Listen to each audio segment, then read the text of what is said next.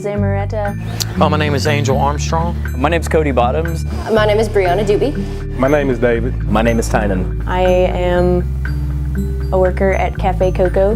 My role here at Cafe Coco is dishwasher, and I also bus tables, just try to keep the place clean. I've been working here at Cafe Coco for about 11 years, and I'm the events planner here. I guess primarily I do second shift bar.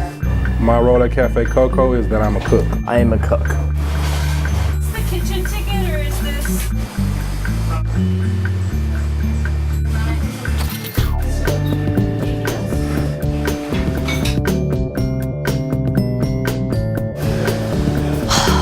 That girl. I am the head sweetheart of Cafe Coco. She's been working here for a little bit longer than I have. And Like when a good plate comes up, she likes to yell out delicious. Delicious! Delicious! Oh yeah!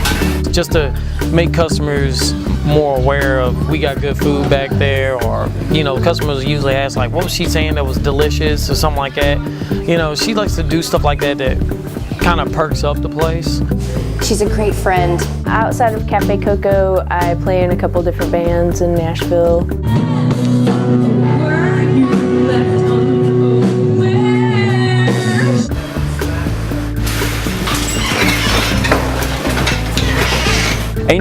Angel's great. We can always depend on Angel to lift anything.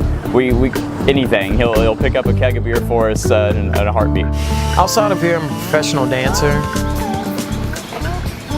I've been on stage with Jurassic 5, Houdini, Dougie Fresh, Beastie Boys, Ashton Jones, the Winans. Yeah, one of my passions here is spoken word. We dive down again, only to have lost what we were looking for. Our passions lied to us, but our desire for living kept us going. We could have left our passions in the snow, but instead we kept going on, unknowing to us that our very lives were indeed at stake.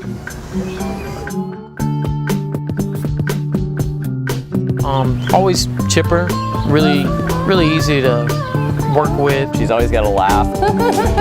Anytime I get to talk to her, she's got a really uplifting spirit. Depending on any situation, she's always a light in any kind of darkness or anything that's happening. But I know she's very creative.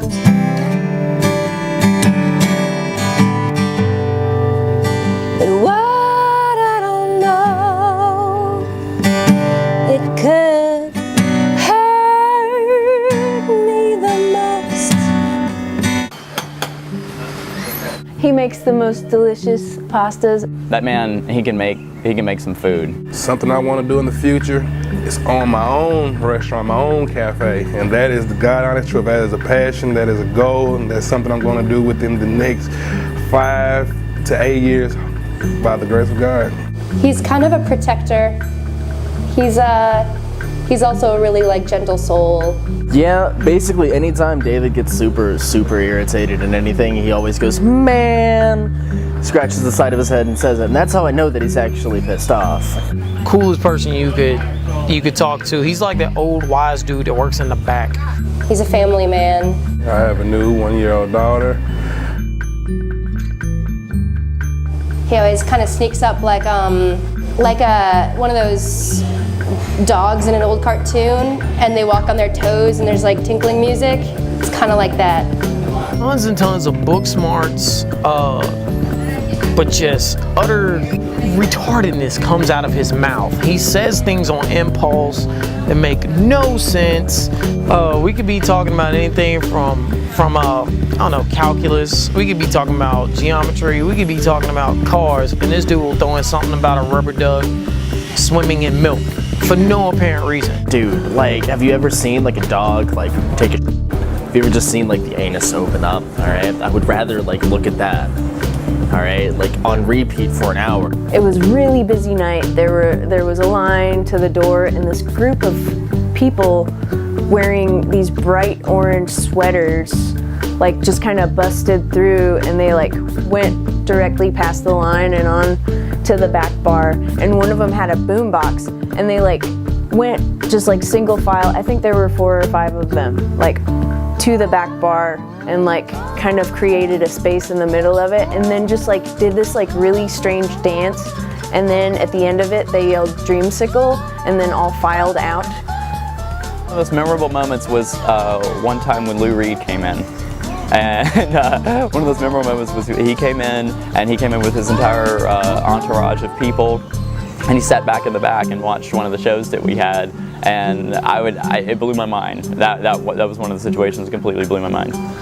Well, a female had commented on the guy's outfit, and he didn't like the remark that she had said, and he had gotten angry and started picking up other customers' food, and and they were tossing drinks, food. I once had to kick a couple chicks out because they